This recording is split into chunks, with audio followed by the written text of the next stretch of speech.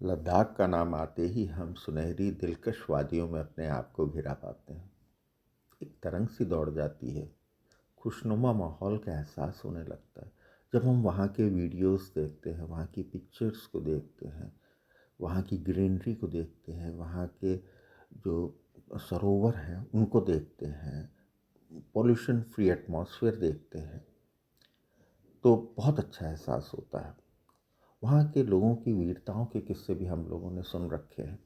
वो लोग हमारी आर्मी के साथ विषम परिस्थितियों में बॉर्डर पर तैनात रहते हैं और हम चैन की नींद सोते हैं। आज फरवरी 2024 से लगातार लद्दाख के लोग अनशन और रैलियां कर रहे हैं।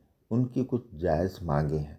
उनके समर्थन में हम मध्य प्रदेश के लोगों को भी आना चाहिए, साथ में उनके मॉरल सपोर्ट प्रदान करना चाहिए।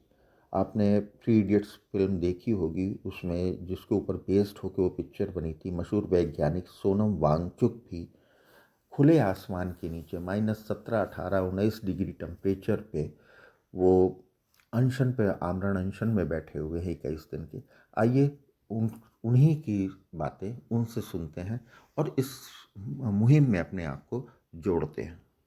नमस्कार जूले, ये आज मेरा चौथा दिन शुरू हो रहा है अनशन का और खुले आसमान में तापमान यहाँ पर -16 के करीब था। आप देख रहे हैं ये जो गिलास पानी से भरा था ये पूरा जम गया है और इस गिलास में तो एक विज्ञान का अनुसंधान हो गया है। ये भरा हुआ था कल रात को, अब ये उठकर ऊपर हो गया है, यानी कि जमने पर पानी का परिमाण वॉल्यूम बढ़ जाता है। इससे दिखता है टेबल पर जो पानी गिरा वो सब जम के ऐसा हो गया है। ऐसे में हम अनशन कर रहे हैं, मगर सबसे हैरानी मुझे ये है कि आज तक जो मेन स्ट्रीम मीडिया है भारत की, उसने इस आंदोलन का जो उथल पुथल इस सीमा पर हो रही है इसका जरा भी जिक्र नहीं किया। सीमा पार से एक सीमा हैदर आती है तो उन पर सैकड़ों घंटे चर्चा होती है, मगर भारत, चीन और पाकिस्तान के सीमा पर लद्दाख, इस पर जीरो चर्चा है।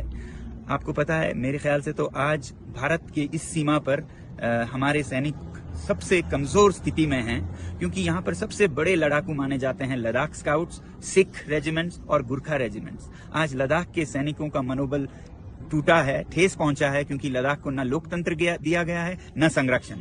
और दूसरी तरफ सिख सैनिकों का मनोबल भी कमजोर है, क्योंकि जो पंजाब में आंदोलन हो रहे हैं उसका असर उन पे भी पड़ता है। और गुरखा सैनिक तो अग्निवीर के चलते 4 साल को वो नकार रहे हैं और वो अब उससे भी बुरा क्या हो रहा है कि चीन की सेना में भर्ती होने जा रहे हैं। तो वही सैनिक जो हमारे शक्ति थी, जिनके बारे में ये कहा जाता है कि अगर कोई कहे कि मुझे मरने से डर नहीं लगता तो वो या तो झूठ बोल रहा है या वो गुरखा है। आज वही गुरखा चीन की तरफ से हमसे लड़ेंगे। तो ऐसा उथल पुथल हो रहा है, मगर हमारी मेन स्ट्रीम मीडिया जरा भी चर्चा नहीं कर रही है। मेरी आपसे विनती है कि आप एक मीडिया बने और इन वीडियोस को शेयर करें और कहें इन हमारे भारत के मीडिया चैनल से, जो कि चौथी स्तंभ है, पिलर हैं डेमोक्रेसी के, कि वो अपना फर्ज निभाएं। मुझे नहीं समझ आता है वो रात को कैसे सोते होंगे इस तरह के दोगलापंथी में।